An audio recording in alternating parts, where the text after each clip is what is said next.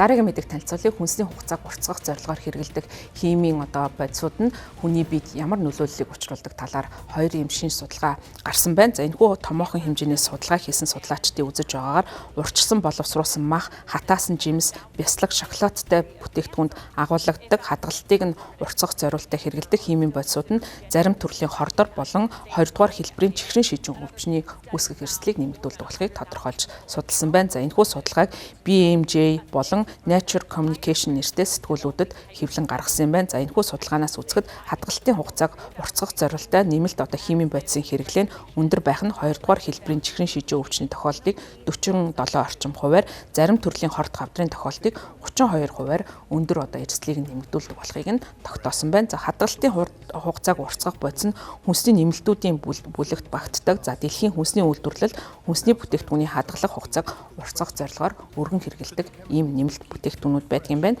Чихрийн шинжингийн судалгаанд авч үзэхдээ хадгалтыг уртасгах бодисыг голчлон бичил биетийн өсөлтийг дарангуулдаг буюу муутгад хүргэдэг химийн өөрчлөлтийг удаашруулдаг антиоксидант бус бодисууд болон эсэлтийг хязгаарлах замаар хүнсний бүтээгдэхүүний муутгыг нь удаашруулдаг буюу урьдчилан сэргийлдэг антиоксидантууд гэж хоёр ангилж оруулсан байгаа юм байна. За антиоксидант бус хадгалах бодисын хэрэглээ өндөр байх нь 2 дугаар хэлбэрийн чихрийн шижин өвчний тохиолдолд 49 хувиар өндөр байхад нөлөөлж байгаа юм байна. За антиоксидант нэмэлтүүдийн хувьд судалгаанд оролцогчдын хэрэглээ өндөр байх үед 2 дугаар хэлбэрийн чихрийн шижний тохиолдолд 40 хувиар өндөр байсныг нь судалгаагаар олж тогтоосон байна. За хорт хавдрын судалгааг хийхдээ хадгалтыг уртасгах бодисын нийт хэрэглээг судалгаас гадна 17 бие даасан бодисын ямар нөлөө үзүүлэх болохыг мөн судалгаагаар тогтоосон байна. За хадгалтыг уртасгах бодисын нийт хэрэглээ болон хорт хавдрын нийт өвчлөлийн хооронд ямар ч хэлхээ холбоо тогтоогоогүй боловч тодорхой төрлийн хадгалтыг уртасгах бодисын хэрэглээ нь өндөр байх нь тодорхой төрлийн хавдар үүсгэхтэй холбоотой болохыг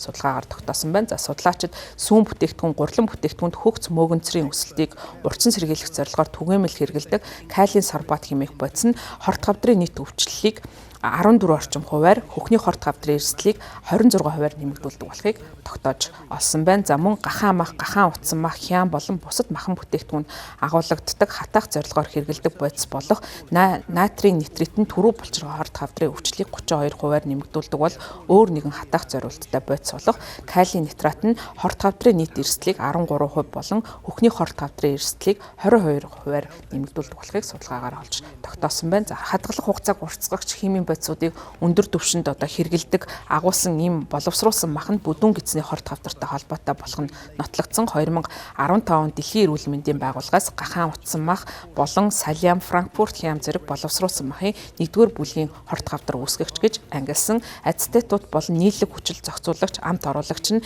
нийт хорт хавдрын эрсдлийг 15 хувиар, хөхний хорт хавдрын эрсдлийг 25 хувиар нэмэгдүүлэх болохыг судалгаагаар тогтоосон. За судлаачид энэхүү судалгаагаа хийхдээ нийтдээ 7.5 жилийн хугацааг зарцуулсан. За энэ хугацаанд бол тогтмол хоолны дэглэм нэгэн төрлийн хоолны дэглэмтэй нийтдээ 100 мянга гаруй оролцогчийг судалгаанд хамруулсан. За энэхүү судалгаагаа Франц болон бусад оронд хийсэн юм байна. За 2009-оос 2023 оны хооронд сайн дурынхан өөрийнхөө өвчний түүх, нийгэм, хүн ам зүйн мэдээлэл, биеийн хөдөлгөөн, амьдралын хэм маяг, эрүүл мэндийн байдлын хандлаар бусад мэдээллийг тайлгансан. Судалгаанд оролцогчид үйлдвэрлэлийн бүтээгдэхүүнийхээ нэр, брендийг оролцуулан 24 цагийн туршид давтан хоолны дэглэмийн бүртгэл хийлгэж байсан. За үүгээрээ дамжуулаад хүнсний хэрэглээнийхээ дэлгэрэнгүй мэдээллийг судлаачид өгч байсан юм байна. За ингэснээр нэмэлт мэдээллийн санг ашиглан судлаачид оролцогч бүр өөр нэмэлт бодисуудад өртөх байдлыг нь тооцоолох боломжтой болсон юм байна. Ингээд судалгааны үр дүнд бол дээрх үр дүнг олон нийтийн өмнө олж тодорхойлсон. За тийм учраас судлаачдын зүгээс бас